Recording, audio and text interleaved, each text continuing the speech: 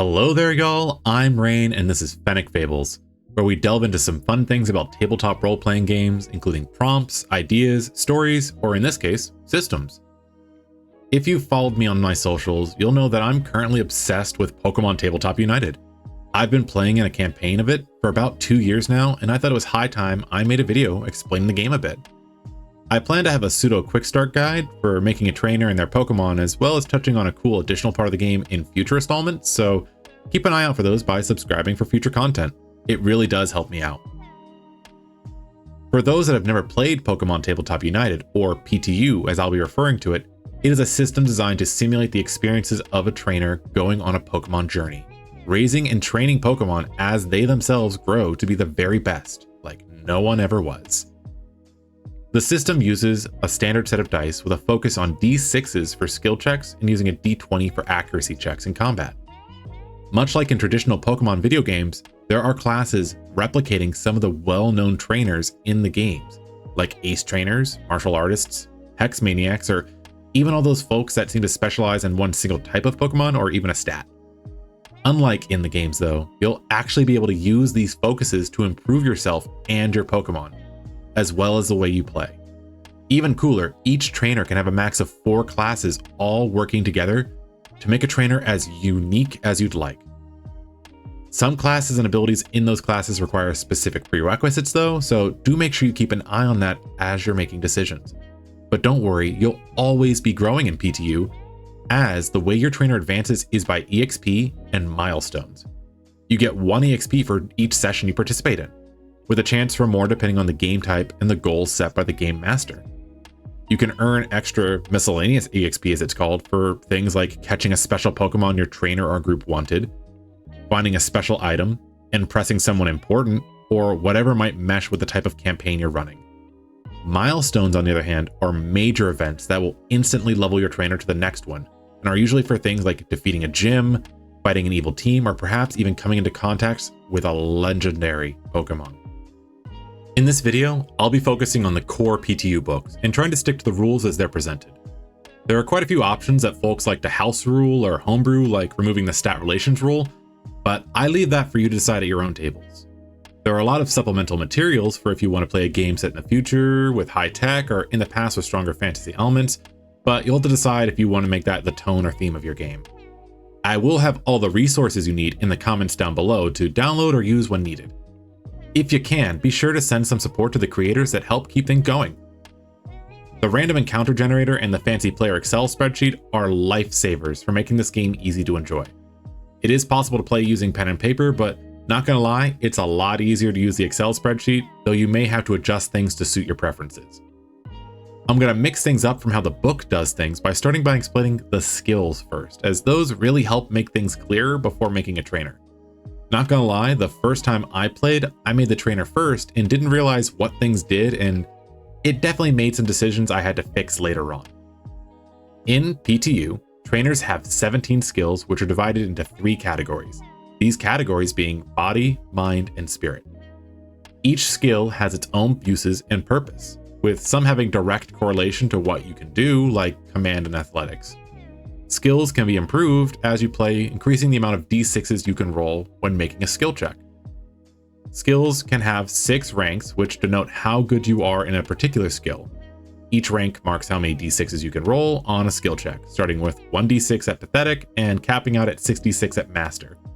There is technically a 7th rank called virtuoso, but that does not increase the amount of dice you may roll, but instead treats your rank as if it was 8, which can apply for certain abilities and special stuff in the future. Most skill checks will be rolled against a set DC, though some may be opposed rolls depending on the type of check. A set DC just means that the Game Master tells you that this is the number you need to get to, and an opposed roll means you're both rolling against each other, hoping that you're the stronger one. In addition to opposed rolls, there are also cooperative actions, which can either be a group skill check with everyone working together, or one person helping another called an assisted check. In the case of the latter, the initial person still rolls against the DC, but someone may help if the Game Master feels it is a task that it can be assisted with. To help, they must have at least a novice rank in the skill and give the person half their rank rounded down as a bonus to their roll. For example, if I was a master athletics and I was trying to help somebody hit a ball, they would get to add 3 to their athletics. Now to explain each skill. I'll be keeping it concise though, as the book does go into more depth, starting off with the body category, which typically covers anything that uses muscles or your stature as a focus. Acrobatics is used for when deft body control is required. This can be for things like balance, parkour, or even trying to avoid things like falling damage. Athletics, on the other hand, is brute power. This is used when moving heavy things or attempting acts of strength. This skill also affects things like your base throwing range and works in tandem with acrobatics to set your movement speed. Combat is a skill used to determine and demonstrate fighting prowess, both hand-to-hand as well as with weapons and techniques. In full contact battles, it's possible to use maneuvers to shift the tides of a fight using things like shoves and grapples. Intimidate is next, which, if you hadn't guessed, is a skill used when you're trying to look imposing or scary. It's often used to spook off people or Pokemon and can be useful if you're trying to get your way if you're not interested in subtlety. Stealth, on the other hand, is a skill used for sneaking and subtlety. Also, additionally, it can be used with things like sleight of hand. Typically, it's called on when you're trying to avoid notice, but it also can be used for things like lockpicking and escaping bonds. Finally, in the body category is survival. This skill covers anything you might think of as outdoorsy, such as starting a fire, making shelter, and exploring the wilderness. You can take extended actions in the game to explore an area using survival to figure out what you can find in the area, with higher rolls giving you more info like where rare Pokemon or apricorns might be. Next up is the mind category.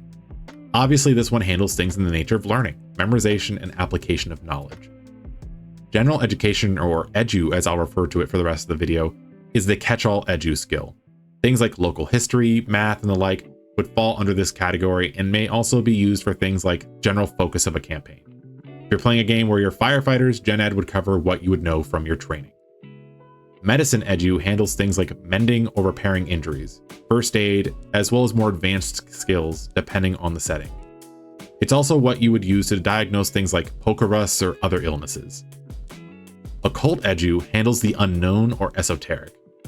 While there are skills for using these forces later on, this skill is what's used for research and practical knowledge, such as crafting special tags or knowing the chant to summon forth spirits, among many other purposes. Pokemon edu, or Poke edu, is the knowledge of all things Pokemon. Things can be from knowing their calls to what moves they might know, or even knowing what their capabilities are. This skill is also used when breeding Pokemon. Tech edu is a skill that basically covers things like computers and engineering. If you want to be a hacker, make Pokeballs, or be the guy in the chair, this is a skill for you. Repairing tech or fixing things may require additional supplies though, so be sure you keep your resources up and keep an eye on edges, which will be mentioned in a future video. Now for a change of pace, we have Guile. Guile is used when you're attempting to mislead or trick people, whether it's spinning a convincing lie, disguising yourself or another, or attempting to act or hide feelings when being talked to. Last off in the mind skills is Perception. Perception is often handled as a reactionary skill to see things before it happens, like a Jigglypuff lying in wait with a marker, but can also be used for active investigations, letting you have a better understanding of where to look for small details. While it's easier for you to find things, you might not always have the knowledge to put it together, so be sure to invest in some of the other skills as well to round this one out. The final category is the Spirit category. These skills also tie directly to some of the more magical classes, so be sure to keep your eyes out on your prerequisites for those. First off is the Charm skill. Charm covers how likable your PC is and how easy it is for you to have others agree to your side of things. Using charm can be various methods, either flirtation, diplomacy, or just general politeness. So discuss the way you're attempting things. Just be aware there are limits to what you can achieve with a few words. Following up, we have Command, which is the skill used for authority and leadership. Whether you're trying to inspire a group to press on or break up a fight, Command is a skill for that. In addition, Command also handles things like how many Pokemon you can handle in combat at one time, how many you can EXP train in a day, as well as helping you order Pokemon if they don't quite like you that much. Focus is the next skill, and this one is what handles willpower and drive, your ability to remain on task no matter what's happening around you. Focus is often rolled into other checks to see if you can and if how well you handle the struggles of a moment. It is also a skill related to psychics and their ability to move or affect things. The final skill is intuition, which is the vibe check essentially. Going off your gut to determine how you might feel about a scenario while also sussing out that you may feel something is off about a person, though the specifics might vary. Intuition also handles many artistic endeavors such as art and cooking and is used for classes like Aura Guardian. As you play, you will focus in on certain skills, generally as you fill out a niche in your group, but some skills are good to have in general, such as perception, but don't be afraid to mix it up. Next up is the type of actions. In PTU, there are multiple types of actions that your trainer and Pokemon may take, and in some cases, you must use more than one to complete a task. In a round of combat, these actions primarily will be the standard action, the swift, shift, and free actions. Most abilities or features will specify what action, if any, it takes to do anything. A standard action will usually be your main thing you do during a turn, whether that's giving a Pokemon an order, throwing a Pokeball, or taking an attack. A swift action is a minor thing that you can be done relatively fast and is usually attached to a feature to use. A shift action is your trainer's movement in a turn. Typically, you cannot do anything in the middle of this movement, so be careful where you start or end. Free actions are usually reserved as a trigger to something happening in a feature such as a quick switch or an attack of opportunity.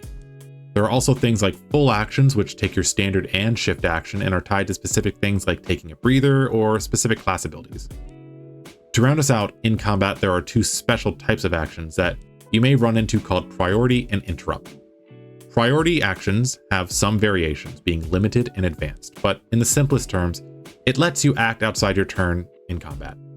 You cannot declare it when it is somebody else's turn, but you can call it before or after, and it lets you take your turn right then.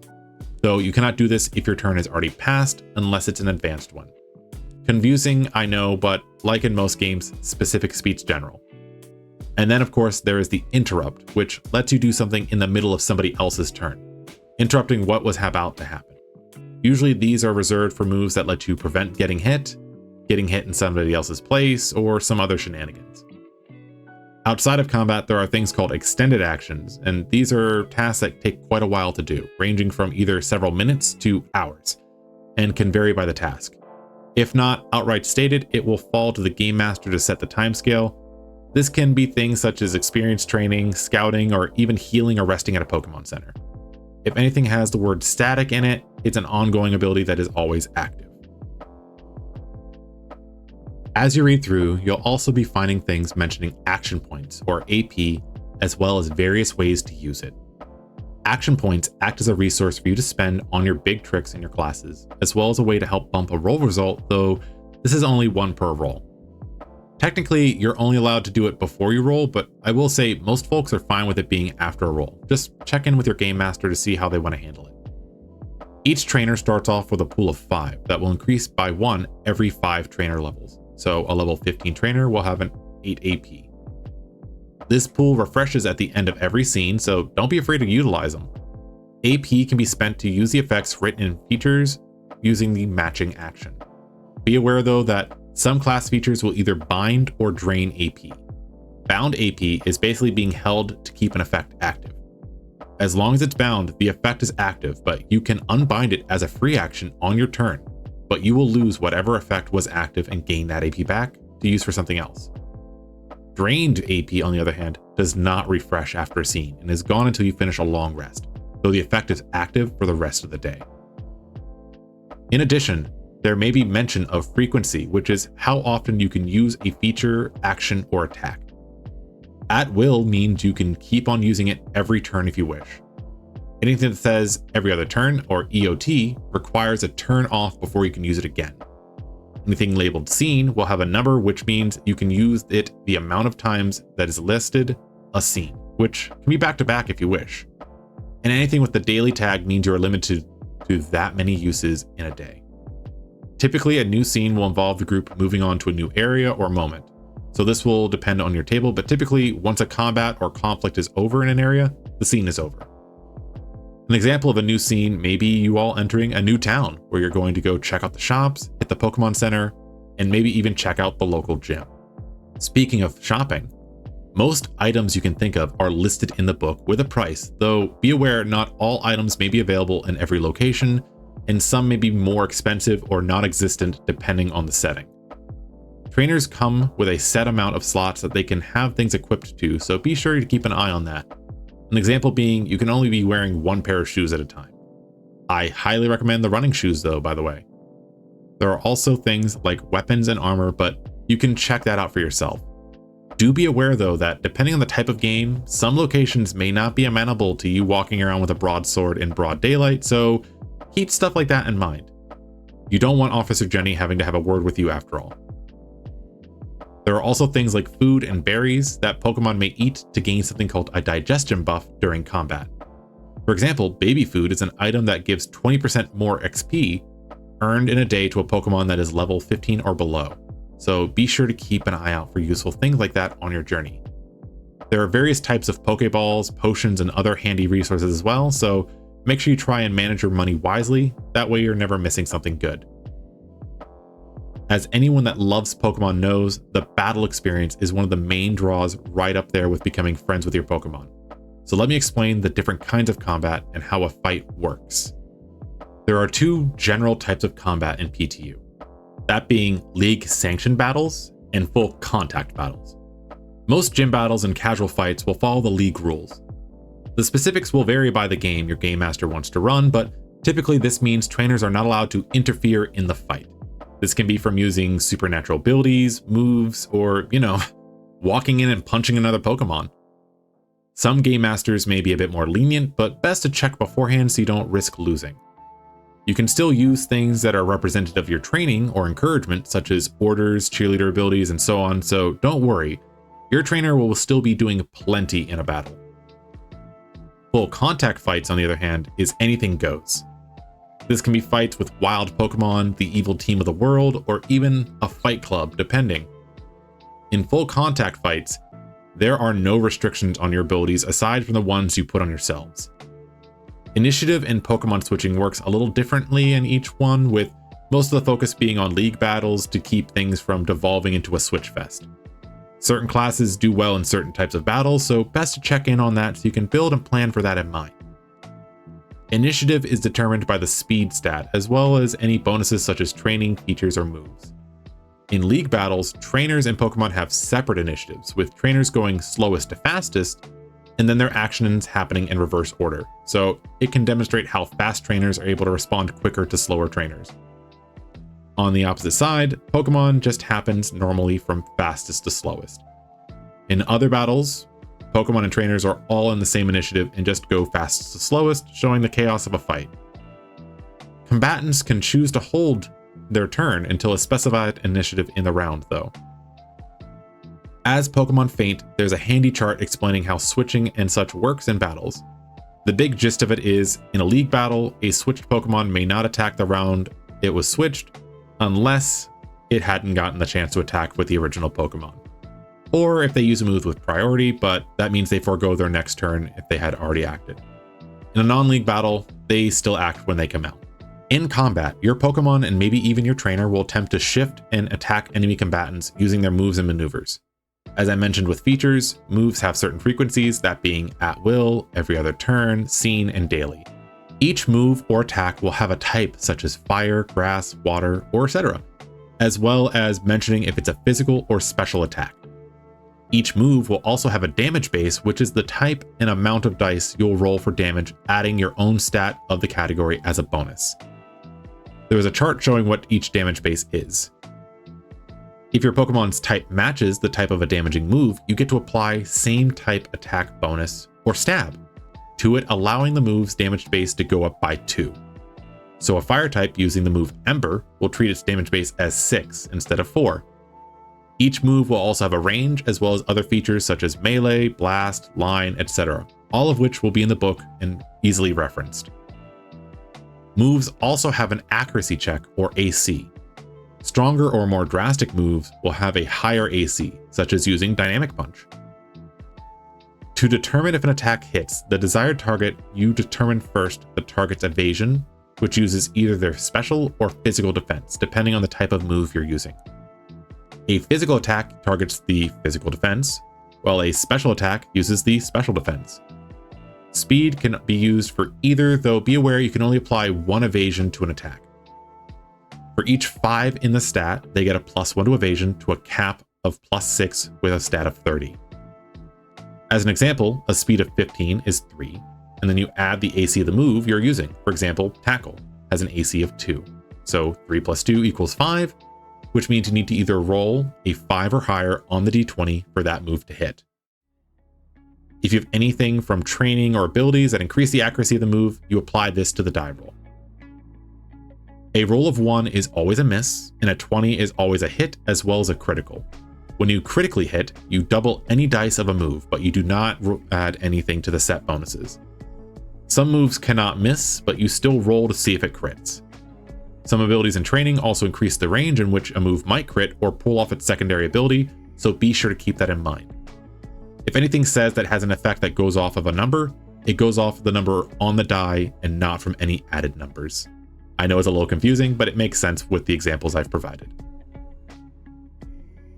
As in the video games, there are persistent and volatile conditions ranging from burn, freeze, sleep, slowed, vulnerable, and so much more.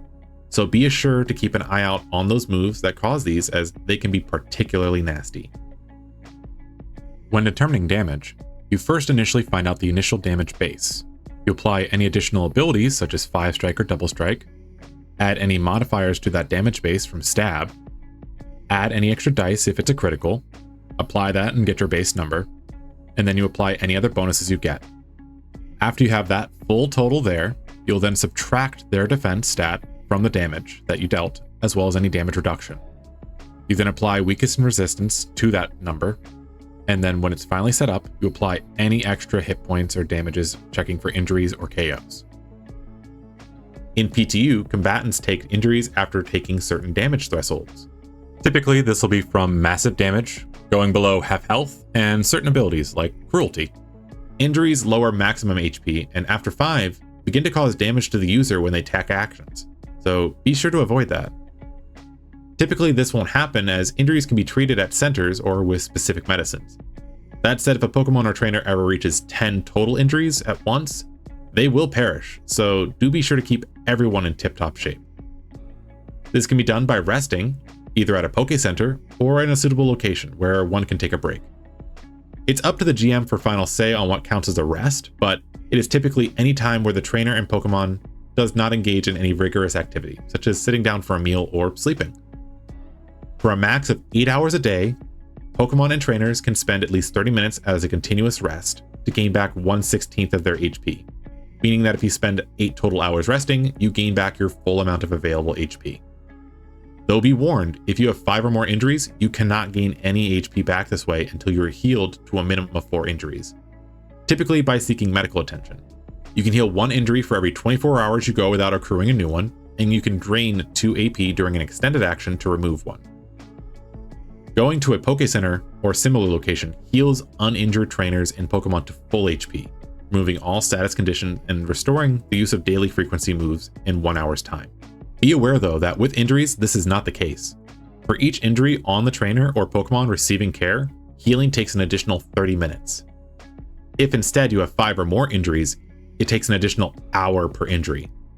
Pokemon centers can heal a max of 3 injuries a day per participant, though injuries healed through natural healing bandages or other features are part of this cap. So you can't speed run healing. It takes time. With that, I've covered most of the major aspects you need for the rules and concepts for playing Pokemon Tabletop United. There are a lot more rules and neat things to check out, but those are more specific things. So be sure to check out the books as well as the fantastic handouts and tools that the wonderful creators that have made this system have provided. That Excel spreadsheet really is a lifesaver and a time saver, as it does all the major math for you. If you're interested in playing, I will be doing some more videos going over how to make your trainer and Pokemon in the future, as well as going over a special type of scenario called a contest, which some folks might remember from the show and manga. I'm curious what types of trainers you'd like to be and would love to hear about it in the comments. If you had the chance, what would you become? If you can, a like, share, or especially subscribe really helps as I'm working on getting more of these videos out. I've been working on my way to 500 subscribers, and each new subscriber really brings a smile to my face. If you enjoy answering TTRPG prompts or questions, please join me on Twitter or Blue Sky, where I post daily, which is in the description down below and linked on the main channel page. Who knows, your responses may be part of a future video. If you have any questions or suggestions for future topics, I'm always interested in what folks would like to hear. You can send them to me either by email or by joining the channel Discord, where you can chat with me and other fellow cool people. Thanks again, y'all, and I hope these videos were useful to you and help you tell better tales. Bye!